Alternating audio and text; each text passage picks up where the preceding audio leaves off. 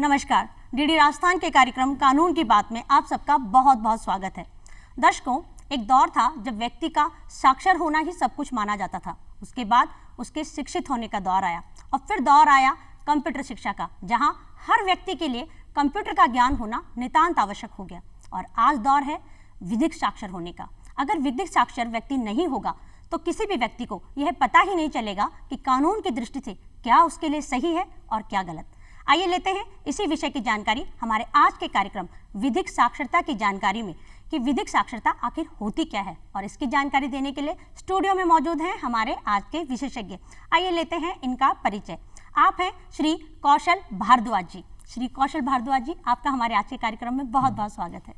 तो दर्शकों, कार्यक्रम को आगे बढ़ाते हैं और लेते हैं हमारे कार्यक्रम का पहला प्रश्न श्री कौशल भारद्वाज जी से। श्री कौशल भारद्वाज जी, जैसा कि आपने अभी मैंने बताया हमारे विषय के बारे में कि विधिक साक्षरता, तो सबसे पहले हम आगे के प्रश्नों की ओर बढ़ें। सबसे पहले जो जरूरी चीज़ है हमारे दर्शकों के लिए जानना कि विधिक साक्षरता क्या है, इसके विषय में विस्तृत जानकारी हमारे दर्शकों को आप प्रदान कीजिए।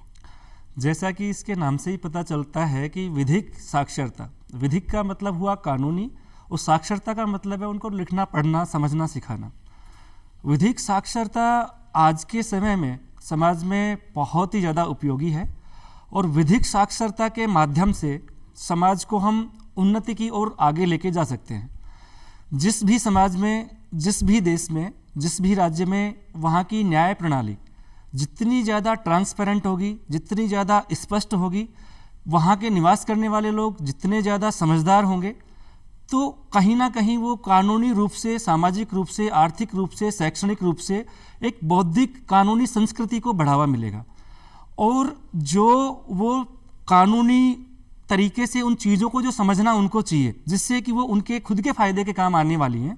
जैसे आप समाज में रहते हैं, आपके साथ में कोई आदमी आपके उन फंडामेंटल राइट्स को वॉल्यूट नहीं कर सके या उनकी हानि नहीं पहुंचा सके, या आपको ये पता चल सके कि संविधान के द्वारा आपको क्या क्या चीज़ें मिली हुई हैं, अब सिर्फ आप इसलिए वंचित हैं क्योंकि आपको उनका पता नहीं है। तो जो विधिक सेवा प्राधिकरण, जो राष्ट्रीय विधिक सेवा प्राधिकरण का गठन हुआ, उसके पीछे जो मुख्य उद्देश्य रहा गठन करने का, वो ये रहा कि समाज के अंतिम तबके तक, जो कि अब तक वो चाहे वंचित हो, शोषित हो, पीड़ित हो, अनुसूचित जाति का हो, अनुसूचित जनजाति का हो, या किसी भी वर्ग का हो, किसी भी धर्म का हो, किसी भी संप्रदाय का हो, उसको कानूनी रूप से इतना कम से कम साक्षर कर देना है कि व्यक्तिगत रूप से उसके परिवार के साथ में कोई गलती कोई कर रहा है, या उसके साथ में कोई अहित हो रहा है, या उसके अधिकारों के साथ में कोई गलतियां हो रही हैं, तो वो उनको पहचान सके। जी, आपने कहा कि फंडामेंटल राइट्स यानी मूल अधिकारों का हनन ना हो और व्यक्ति को एक जो मूलभूत चीजें होती हैं उसके बारे में जानकारी हो कि क्या हमारे लिए सही है, क्या हमारे परिवार के लिए सही है, इसकी जानकारी देना। तो अगर हम मुख्य रूप से देखें तो विधिक साक्षरता में कौन कौन सी गतिविधियां शामिल हैं? देखिए, विधिक साक्षरता जो है इसका एक बहुत बड़ा स्कोप है, और विधिक साक्षरता लागू करने के पीछे लागू करने वाले जो महान लोग रहे हमारे भारत देश में, वो चाहे हमारे न्यायाधीश रहे हों, चाहे न्यायविद रहे हों, चाहे कानूनविद रहे हों, चाहे हमारे राजनीतिक लोग रहे हों, उन सब की मंशा बहुत पवित्र और साफ थी कि समाज में इसका एक प्रभाव देखने को मिलना चाहिए। अब उसके लिए राष्ट्रीय विधिक सेवा प्राधिकरण ने समय समय पर वीडियो कॉन्फ्रेंसिंग के जरिए, राज्य विधिक सेवा प्राधिकरण की 2 मीटिंगें साल में वो लेती हैं, तय समय पर उनको इंडिकेट करती हैं, उनको डिक्टेट करती हैं, उनको दिशा निर्देश जारी करती हैं, फंड्स को डाइल्यूट करती हैं, फंड्स के बारे में बताती हैं आपको कैसे कैसे खर्च करना है। वो सारा फंड भारत की जनता के लिए, चाहे वो गरीब हो, चाहे वो शहर का हो, चाहे वो गांव का हो। आज भारत में 70% आबादी गांव में निवास करती है और 33% आबादी गरीबी रेखा के नीचे जीवन यापन करने वाले लोगों की है। तो उन सब लोगों में, क्योंकि एक संपन्न समाज की पहली निशानी है कि वहाँ के लोग बौद्धिक रूप से साक्षर हों, कानूनी रूप से साक्षर हों, सांस्कृतिक बौद्धिक क्षमता उनकी ज़बरदस्त हो, ताकि हमारा जो देश है वास्तव में विश्व में अग्रणी देश रहे।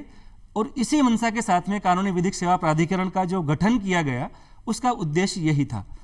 इसमें आप ये मान के चलिए कि जो हमारे न्यायविद हैं, वो उच्चतम न्यायालय के जो प्रधान न्यायाधीश हैं, जो कि हमारे राष्ट्रीय विधिक सेवा प्राधिकरण के चेयरपर्सन भी होते हैं, वो और राज्य विधिक सेवा प्राधिकरण के मेंबर्स जो कि हर स्टेट से होते हैं, उनको सबको वो कोऑर्डिनेट करते हैं। कोऑर्डिनेट करके वहाँ उनको बताया जाता है कि आपको किस तरीके से धरातल पर काम करना है, जिससे हमारी इन योजनाओं का लाभ जो सेंट्रल गवर्नमेंट बनाती है इस इंटेंशन और इस सद्भाविक आशय के साथ में कि उसका लाभ आम जनता को मिले और वो कानूनी रूप से साक्षर हों, तो उसके लिए मॉनिटरिंग कमेटियां भी गठित की जाती हैं। वो पैरा वॉलंटियर्स के माध्यम से, हमारे जजेज के माध्यम से, हमारे युवा अधिवक्ता, योग्य अधिवक्ताओं के माध्यम से, हमारे सीनियर्स जो अधिवक्ता हैं उनके माध्यम से, पैरालीगल एड क्लिनिक के माध्यम से, पैरालीगल एडवोकेट्स के माध्यम से, पैरालीगल वॉलंटियर्स के माध्यम से, वो जगह जगह पे पैरालीगल क्लिनिक्स खोल करके, और पैरालीगल क्लिनिक्स में मुफ्त रूप से उनसे किसी भी तरह की कई बार ऐसा होता है कि हमारे माता बहनें हैं, उनके साथ में कोई भी किसी भी तरह का अनजस्टिस होता है, अब वो अपने पति को भी नहीं बता सकती हैं, अपने पिता को भी नहीं बता सकती हैं, तो वहाँ जाकर के वो उस क्लिनिक में और अपनी बात रख सकती हैं, अपनी बात पूछ सकती हैं, उनको वहाँ पे असिस्ट किया जाएगा, उनको पूरा प्रॉपर बताया जाएगा, पूरी मदद की जाएगी। जी, आपने क्लिनिक की बात की, महिलाओं के विधिक साक्षर होने की बात की, मैं इस पे आपसे अभी आगे चर्चा करूंगी, पर उससे पहले मैं एक बार पृष्ठभूमि जानना चाहती हूँ कि विधिक साक्षरता की पृष्ठभूमि क्या है, किन कारणों से इसे हमारे संविधान में शामिल किया गया है? देखिए, 1977 में 3 जनवरी 1977 में हमारा जो संविधान है उसमें 42वां संविधान संशोधन किया गया। संविधान संशोधन जनता के हितों के लिए समय समय पर भारत सरकार, केंद्र सरकार करती रहती है। 42वां संशोधन इसलिए किया गया क्योंकि भारत जैसे देश में जिसका भौगोलिक परिदृश्य इतना विशाल है कि हम कल्पना नहीं कर सकते, बहुत बड़ा है, और सब तक सुगमता से, सुलभता से न्याय को पहुंचा पाना किसी भी राज्य या केंद्र सरकार की प्राइमरी ड्यूटी है। क्योंकि यदि न्याय नहीं मिलता है तो वो शासन नहीं है। वहाँ पे न्याय को चलाने के लिए दंड और दंड विधान बनाए गए। अब चूंकि लिटिगेशन इतना है भारत जैसे देश में कि करोड़ों की संख्या, मैं एक बात करूं, अगर नवंबर 2016-17 के आसपास जब माननीय सुप्रीम कोर्ट में तीर्थ सिंह ठाकुर साहब चीफ जस्टिस थे, उस समय लोक अदालत जब लगाई गई थी तो मेरे हिसाब से 1.5 से 2 करोड़ मुकदमों का डिस्पोजल किया गया था। तो 1.5 से 2 करोड़ मुकदमे यदि कोर्ट में आते तो जजेज की संख्या तो वैसे ही 1.5-2 लाख के ऊपर एक की है, और अगर वो मुकदमे भी अगर इसी रेशो से अगर बढ़ते जाएंगे तो न्यायपालिका तो वैसे ही पजल्ड है, जजों के पास में काम ही नहीं रहेगा, वो तो इतने डिप्रेशन में आ जाएंगे कि वो कोई काम ही नहीं कर पाएंगे। अब जब चूंकि जज ही न्याय करने वाले अगर डिप्रेशन में आ गए तो न्याय भी नहीं हो पाएगा। तो ये भी हमारी ड्यूटी है, समाज के लोगों की ड्यूटी है कि जो न्याय कर रहे हैं या जो न्याय देने में हमें सहयोग कर रहे हैं, हम भी उनका सहयोग करें। जी, आपने एक चीज कही कि मुकदमे बहुत हैं और जो जजेस हैं वो कम है, एडवोकेट्स की भी संख्या कम है, तो ऐसी स्थिति में आप जनता से यही चाहते हैं कि वो लोग अपने स्तर पर इन चीजों को सुलट लें, समझ लें, और सबसे जरूरी है कि अगर वो विधिक साक्षर होंगे तो फिर इस तरह की दिक्कत ही नहीं आएगी। तो विधिक साक्षरता जो है और विधिक सहायता जो है, इन दोनों में क्या भेद है? देखिए, विधिक साक्षरता तो लिखने पढ़ने से संबंधित हो गई। विधिक साक्षरता के अंदर व्यक्ति को सामान्य समझ, सामान्य विवेक, सामान्य उसकी प्रज्ञा इतनी विकसित और संपन्न होनी चाहिए कि उसको ये पता हो कि ये कानून ये कहता है, ये चीज़ मेरे फायदे के लिए है, ये चीज़ मेरे नुकसान के लिए है। तो उसकी समझ को बेसिकली इतना सक्षम होना कि वो ये समझ सके कि साक्षरता, विधिक साक्षरता क्या है, न्याय निर्णय, पंच पंचाट और जो कोर्ट के जजमेंट्स, अमेंडमेंट्स, उनको वो पढ़ सके, समझ सके, सामान्य विवेक से वो समझ सके कि ये चीज़ सही है, ये चीज़ गलत है। उसकी जो एक सशक्तिकरण है उसके दिमाग का, वो सशक्तिकरण सच्चे मायने में तभी माना जाएगा जब वो विधिक साक्षरता जो उसको दी जा रही है केंद्र या राज्य सरकार के द्वारा, या राष्ट्रीय विधिक सेवा प्राधिकरण या राज्य विधिक सेवा प्राधिकरण के द्वारा, जिला विधिक सेवा प्राधिकरण या तालुक विधिक सेवा प्राधिकरण के द्वारा, वो उसमें इम्प्लीमेंट मिलना चाहिए। और वो इम्प्लीमेंट तभी होगा जब ये सेवाएं देने वाले लोग ट्रांसपेरेंट होंगे, हॉनेस्ट होंगे, वर्किंग मैन होंगे, और वो चाहेंगे कि ये ऐसा काम होना चाहिए। जी, अब वर्तमान स्थिति अगर हम देखें तो विधिक साक्षरता की आप वर्तमान स्थिति क्या पाते हैं? विधिक साक्षरता को लागू होने के बाद में, जैसे मैं बात करूं, 1987 के अंदर विधिक सेवा प्राधिकरण का गठन हुआ और 9 नवंबर 1995 को विधिक सेवा दिवस के रूप में भी मनाया जाता है। उस दिन ये संपूर्ण पूरे भारत देश में लागू हो गया।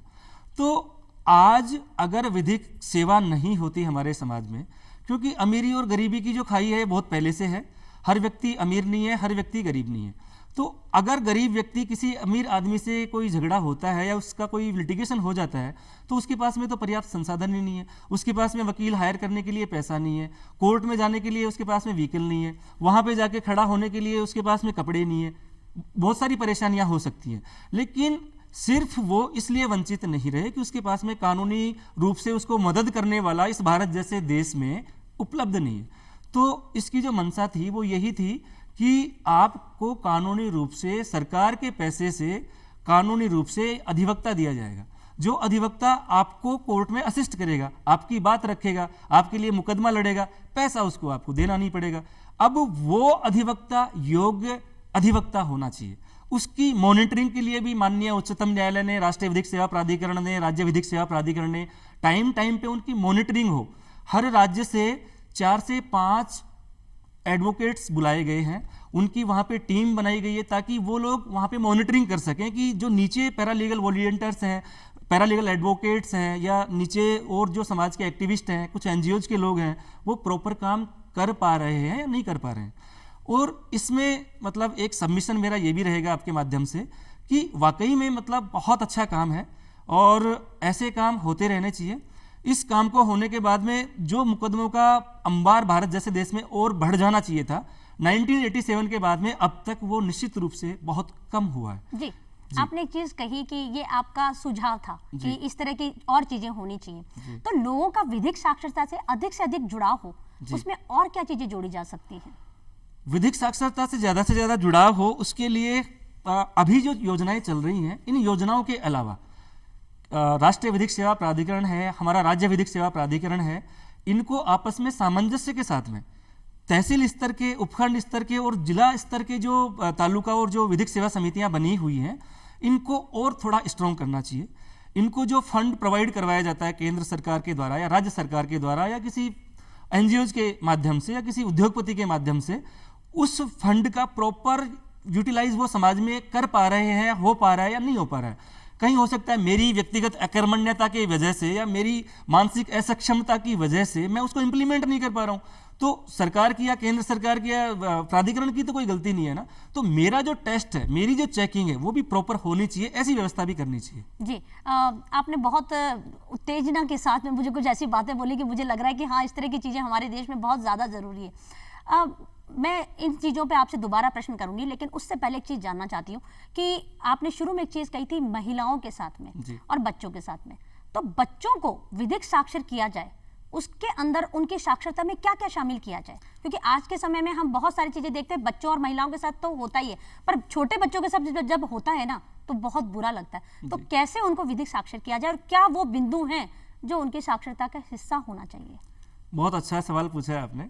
विधिक साक्षरता पाठ्यक्रम में शामिल कर देना चाहिए। सबसे पहले मैं तो यही निवेदन करूंगा कि विधिक साक्षरता की आप बातें करते हो, फंड बहुत सारा है हमारे पास में और वो इतना एक्सपेंसिव है, मतलब कि ठीक है ना, हम उसको जड़ से ही खत्म कर देते हैं ना।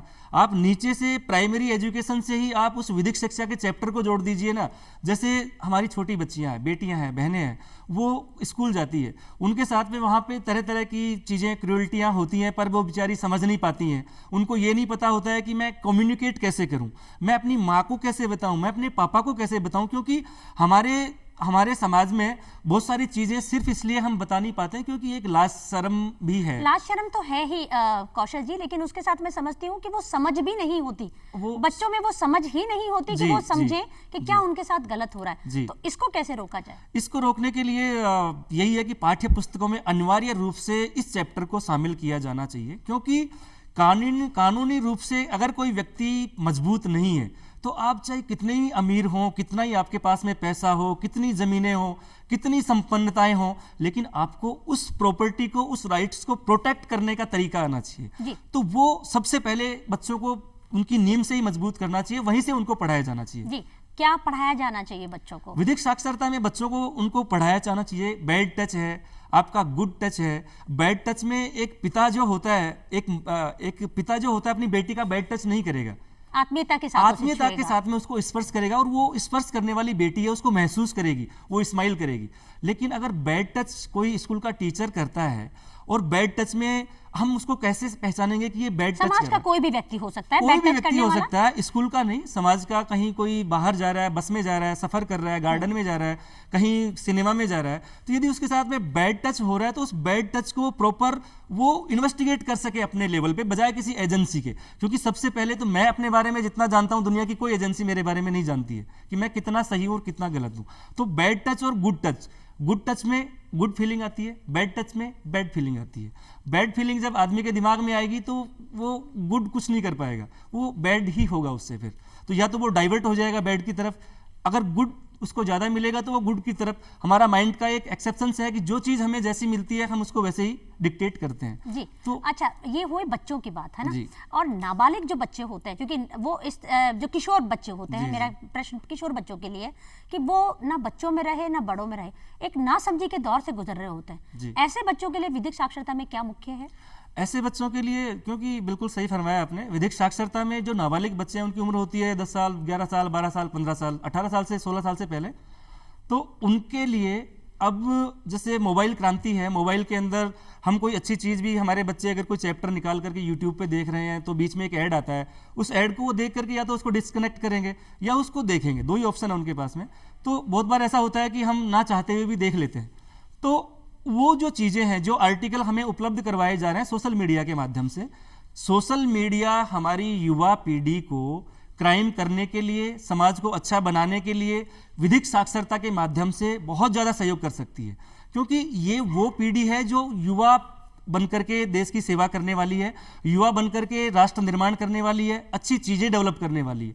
तो अगर उनको गलत चीज़ें, जो चीज़ें उनको उपलब्ध करवाई जा रही हैं, तो क्यों नहीं हम उस विधिक साक्षरता के माध्यम से ही उन गलत चीज़ों को जो उपलब्ध हो रही हैं, चाहे वो व्यावसायिक उनका सिस्टम हो या जो भी उनकी मजबूरियां हो, उनको रोकना चाहिए। मेरे हिसाब से उनको रोकना चाहिए। जी। सोशल साइट्स के अलावा और क्या बिंदु होने चाहिए? सोशल साइट्स के अलावा उनके अंदर आप एक विधिक रूप से सक्षम जो व्यक्ति होता है, तो वो जो फैसले लेता है वो सोच समझ के फैसले लेता है और गलतियां होने के चांसेस भी बहुत कम हो जाते हैं। तो जो हम देखते हैं कि जैसे पॉक्सो के केसेस समाज में बहुत होते हैं लड़कियों के साथ में, चाहे वो नाबालिग हो, चाहे वो माइनर हो, चाहे वो छोटी चाइल्ड हो, तो उन सब चीज़ों को रोका जा सकता है। ह्यूमन ट्रैफिकिंग भी पार्ट है। Human trafficking it is also part. Human trafficking कैसे बच्चों को कैसे समझाया जाए? बच्चों को समझाया जा सकता है कि बेटा स्कूल में जब आप जा रहे हो तो आप जब स्कूल में जा रहे हो तो आप पढ़ने के लिए वहाँ पे जा रहे हो, वहाँ से जब आप निकल रहे हो तो कोई व्यक्ति अगर आपको टॉफ़ी दे के, चॉकलेट दे के, बहला के, फुसला के अगर लेके जा रहे तो आपको नहीं जाना है। अब उनको क्या पता कि बहलाना फुसलाना ऑफेंस है या बहलाना फुसलाना इसका they have a totally malicious intentions. ये विधिक साक्षरता का हिस्सा बनाया जा सकता है। ये बनाया जाना चाहिए, क्योंकि उनकी समझ कैसे होगी? कोई आ रहा है, अंकल आ रहा है, बेटा चल मैं तेरे को चॉकलेट दिलवाता हूँ, तो उसको तो खाने से मतलब है। उसको घर में उसके मदर फादर इतने सक्षम नहीं है कि वो उसको चॉकलेट ला के दे सकते हैं, ठीक है ना। तो वो अगर वो बताएंगे कि बेटा बाहर किसी के साथ में नहीं जाना है, बाहर जाना है तो पहले पूछना है आपका नाम क्या है, आप क्या करते हो, कहाँ के रहने वाले हो, ठीक है मेरे पापा से बात करवाओ। अब वो समझ कब आएगी? जब उनको हम कानूनी रूप से ये चीज़ें, ये कानूनी साक्षरता में ही कवर होंगी ये चीज़ें, कि आपकी सामान्य समझ ऐसी होनी चाहिए कि जो व्यक्ति आपके साथ में जो संव्यवहार कर रहा है, जो भी वो व्यवहार करना चाह रहा है, आइदर बोनाफाइड और आइदर मेलाफाइड। तो यदि बोनाफाइड है तब तो सब कुछ ठीक है, लेकिन अगर मेलाफाइड है तो उस बंदे की तो लाइफ ही चली गई ना, उसके साथ में उसके परिवार की भी चली गई। फिर आप जाओ कोर्ट में, फिर जाओ आप थाने में, फिर आप FIR करवाओ, फिर वो लिटिगेशन, फिर आप कोर्टों के चक्कर लगाओ, फिर आपको तारीखें मिलेंगी। मतलब मैं पार्ट हूँ, सम्मान करता हूँ न्यायपालिका का, लेकिन उसका मीनिंग सिर्फ ये है कि इन सब चीज़ों से मुक्ति मिलेगी। जितना फंड हम प्राधिकरण के माध्यम से केंद्र सरकार, राज्य सरकार जो अलॉट करती है और जो पैसा खर्च किया जाता है, अब वो धरातल पर कितना काम आ पा रहा है वो तो प्रॉपर मुझे नहीं पता है, पर हाँ बहुत अच्छा कर रहे हैं। इसका इम्पैक्ट आ रहा है, क्योंकि अभी जैसे आपने ये बात कही कि स्कूल के बाहर या कहीं भी हम जा रहे हैं, पार्क में खेल रहे हैं, कहीं भी किसी अनजान व्यक्ति से नहीं, तो मुझे ऐसा लग रहा है कि शायद ये विधिक साक्षरता मैं बचपन से मुझे मेरे माता पिता ने बताई और हम हमारे बच्चों को बता रहे हैं, लेकिन हमें ये नहीं पता कि विधिक साक्षरता का ही हिस्सा है। अच्छा, एक जो चीज़ होती है, बच्चे नाबालिग बच्चे जो है गाड़ी उठा के चल पड़ते हैं, जी जी, ये भी विधिक साक्षरता में शामिल किया जाना चाहिए, क्योंकि हम बच्चों को वैसे समझाते हैं तो वो नहीं समझते, पर मुझे लगता है अगर वो उनके पाठ्यक्रम में होगा तो शायद बच्चे जरूर समझेंगे। बिल्कुल सही फरमा रहे हैं आप। बच्चों को व्हीकल देना और नहीं देना टोटली डिपेंड ऑन उनके पेरेंट्स की मर्जी के माता ऊपर होता पिता के ऊपर निर्भर है, करता क्योंकि है। आर्थिक रूप से वो इतने आत्मनिर्भर नहीं होते हैं कि मेरा बच्चा 5 साल का या 10 साल का है वो गाड़ी खरीद करके ले आएगा। तो सबसे पहले तो माता पिता की भी एक समझ होनी चाहिए कि वो अगर बच्चा नाबालिग है तो वो ज़्यादा खुशी के चक्कर में उसको बर्बाद नहीं करें, क्योंकि अगर उसका एक्सीडेंट हो गया तो वो खुद का नुकसान तो है ही है, साथ में हॉस्पिटल्स में भी भीड़ करेगा और भी बहुत सारी चीज़ें पेन करेगा, दवाइयाँ भी वो खाएगा, तो कहीं ना कहीं नुकसान ही नुकसान है, फ़ायदा नहीं है।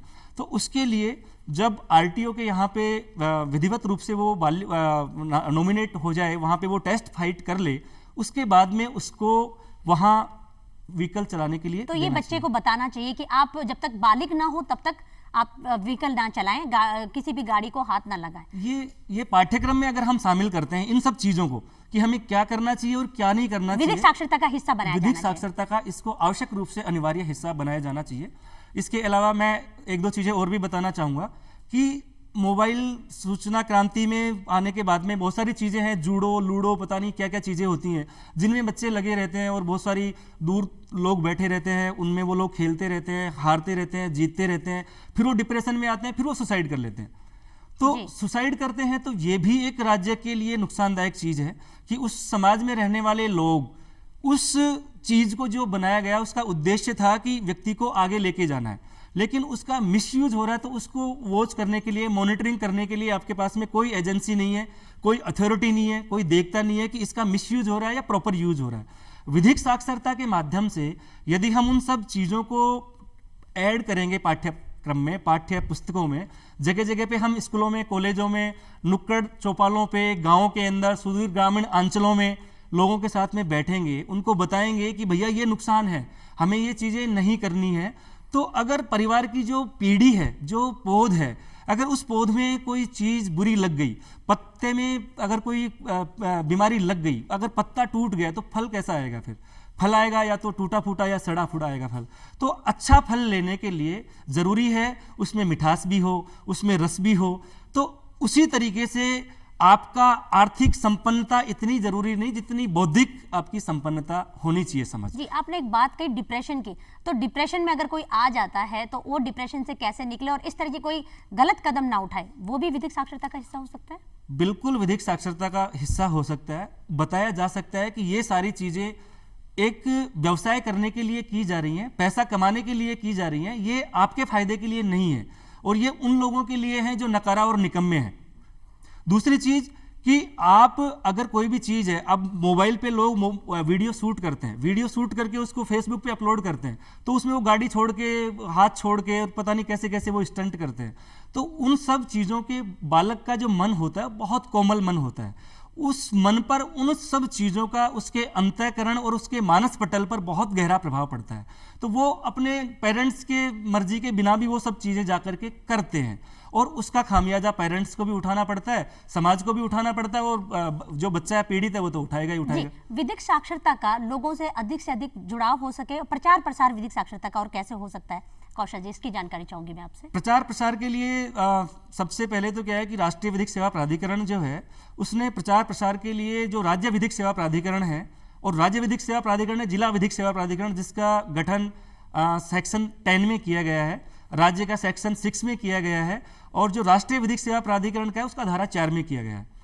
तो उन सब के सामंजस्य जगह जगह पे जो ये लोग अब तक करते आ रहे हैं कि जैसे पैम्पलेट्स के माध्यम से, न्यूज़पेपर्स के माध्यम से, आपके दूरदर्शन के कार्यक्रमों के माध्यम से और बाकी नुक्कड़ सभा चौपाल के माध्यम से, गांव के अंदर एक अवेयरनेस कैंप चला करके, एडवोकेट्स के माध्यम से। एडवोकेट्स जो हैं वो इसमें बहुत ज़बरदस्त वाली भूमिका निभा सकते हैं। आप देखिए कि जो आपका कोई भी देश है, वो देश उसने एक पॉलिसी बनाई हुई है कि देश सेवा के लिए आपको ये काम करना पड़ेगा तो आपको ये चीज़ मिलेगी।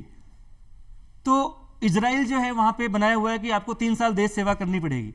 तो मेरा ये कहना है कि अधिवक्ता जो भी एनरोल्ड होता है, ठीक है आप एक सोशल सर्विस के लिए जा रहे हो, अधिवक्ता का जो व्यवसाय है वास्तव में वो एक सामाजिक सेवा का व्यवसाय है।